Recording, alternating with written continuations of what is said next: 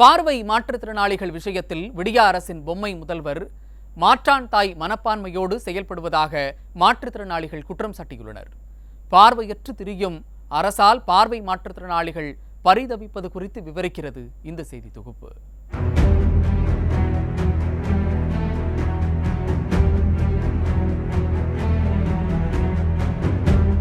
தலைநகர் சென்னையில் தங்கள் கோரிக்கைகளை வலியுறுத்தி போராடி வரும் பார்வை மாற்றுத்திறனாளிகளின் போராட்ட காட்சிகள்தான் நீங்கள் பார்த்தது.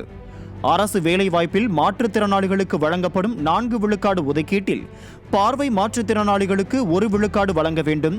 ஆசிரியர் தகுதி தேர்வில் தேர்ச்சி பெற்ற பார்வை மாற்றுத்திறனாளிகளுக்கு நியமன விலக்கு அளித்தல், டிஎன்பிஎஸ்சி தேர்வில் கண் பார்வை இல்லாத மாற்றுத்திறனாளிகளுக்கு சிறப்பு தேர்வுகள் நடத்துதல் உள்பட 9 அம்ச கோரிக்கைகளை வலியுறுத்தித்தான் இந்த தொடர் போராட்டத்தை நடத்தி கொண்டிருக்கிறார்கள் இவர்கள்.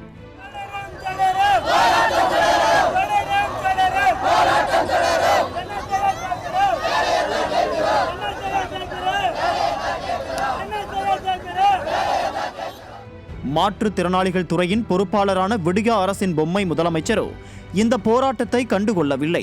இதனால் போராட்டத்தில் ஈடுபடுபவர்களை விடியா அரசின் ஏவல் துறை கொடூர மனதுடன் கைது செய்து அவர்களை சென்னைக்கு வெளியே தொலைதூரத்தில் நடுச்சாமத்தில் இறக்கிவிட்டு தவிக்க விட்டு சென்றுள்ளனர்.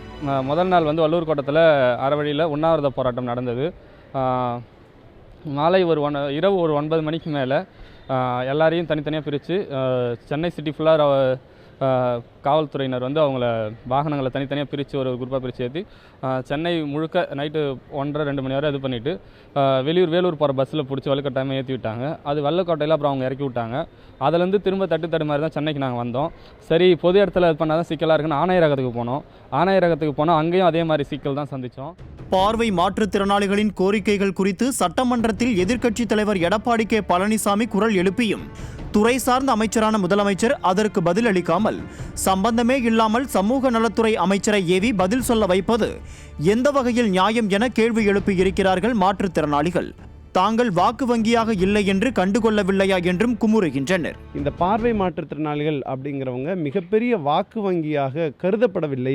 இவர்கள் மிகப்பெரிய வாக்கு வங்கிகள் இல்லை என்று அவர்கள் நினைத்துக் கொள்வதனாலேயும் அவங்க அந்த மாதிரி பண்ணிக்கலாம். ஆனால் நாங்களும் மிகப்பெரிய வாக்கு வங்கி அப்படிங்கிறதுல இப்போ நாங்கள் உதாரணத்துக்கு ஒரு 10,000 பார்வையற்றோர்கள் தான் இதுவரை படித்திருக்கோம் அப்படின்னா 10,000 பேருக்கும் குடும்பம் இருக்குது.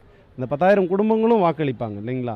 ஸோ அதை கருத்தில் கொண்டு இவர்களும் வாக்களிப்பவர்கள் தான் அப்படிங்கிற மனநிலையில் வந்தாவது பேச்சுவார்த்தையை நடத்துவதற்கு முன்வர வேண்டும் எங்கள் துறை சார்ந்த அமைச்சர்.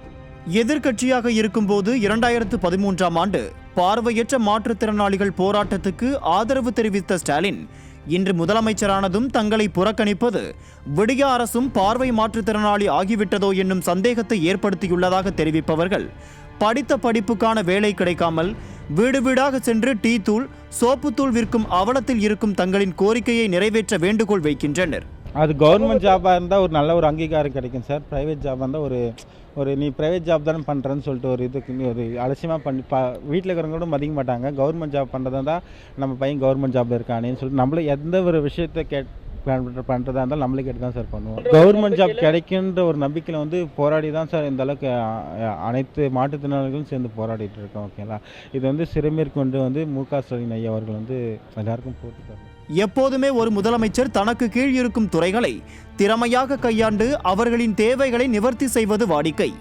ஆனால் பொம்மை முதலமைச்சர் ஸ்டாலின் பார்வையற்ற மாற்றுத்திறனாளிகளின் விஷயத்தில் பார்வையற்றவராக இருப்பது ஏன் எனவும் மாற்றுத்திறனாளிகள் கேள்வி எழுப்புகின்றனர்.